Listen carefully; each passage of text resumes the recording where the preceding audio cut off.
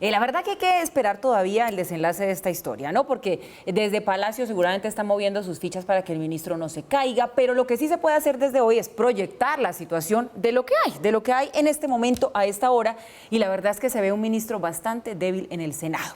Entonces, si se cae el ministro, ¿cuál sería la lectura que esto le deja al país sobre su gobierno? Porque además esto sería histórico, es la primera vez que un ministro saldría de su cartera por moción de censura, porque esto aquí nunca ha pasado antes. Y lo otro, nos decía Cintia, que se votaría ese debate de moción de censura, o esa moción de censura mejor, la próxima semana. ¿Tiene tiempos el gobierno, con ese anuncio de que será la próxima semana, de actuar antes, es decir, de cambiar su ministro, que se ve mucho mejor presentado ante el país, y no que se lo saquen?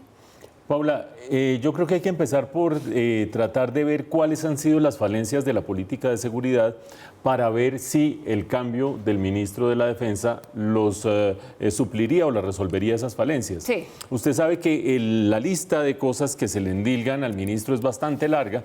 Hay gente que dice, no, es que dice cosas inoportunas, dice cosas inadecuadas, improvisa a la hora de hablar con la prensa, no está enterado de lo que es lo que pasa bajo su gestión. Todo eso es cierto, todo eso es cierto.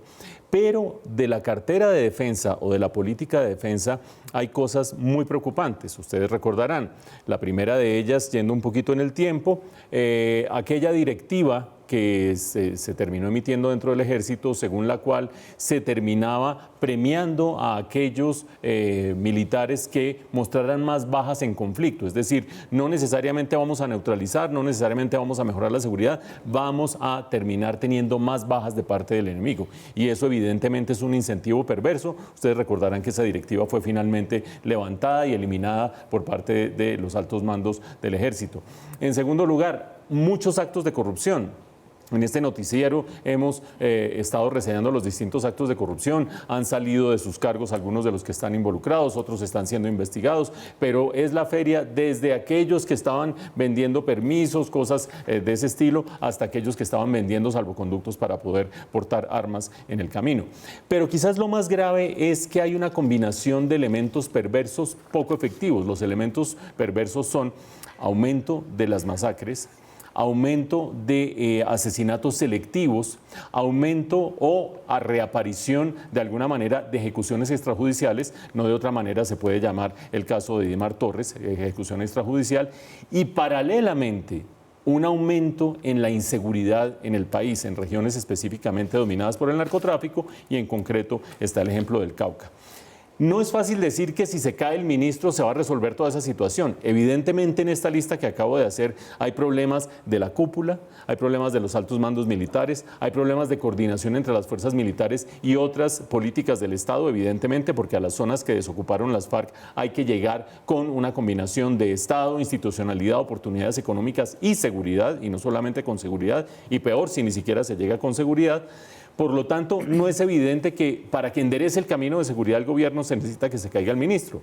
Pero lo que sí es evidente es que para hacer un cambio central de la política de seguridad, uno de los elementos que está de por medio es la figura del ministro. Otros dirán también la cúpula militar y otros dirán también la decisión del gobierno de manejar de una manera distinta la seguridad. No deja de ser llamativo en todo caso que quien sale en defensa del ministro sea el expresidente Uribe, no por ahora el gobierno de manera explícita, ya tendrá oportunidad de hacerlo, ya ha tenido oportunidad de hacerlo, pero digo que no es gratuito porque parecería, desde que se conformó el gabinete de Iván Duque, que había unos ministros que venían señalados desde el Centro Democrático, prácticamente desde el estilógrafo del expresidente Álvaro Uribe, y uno de ellos era Guillermo Botero.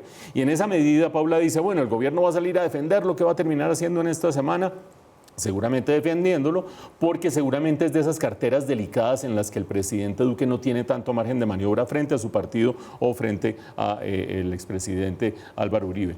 De cualquier manera, si se termina cayendo el ministro Botero, es una baja terrible para el gobierno desde el punto de vista político.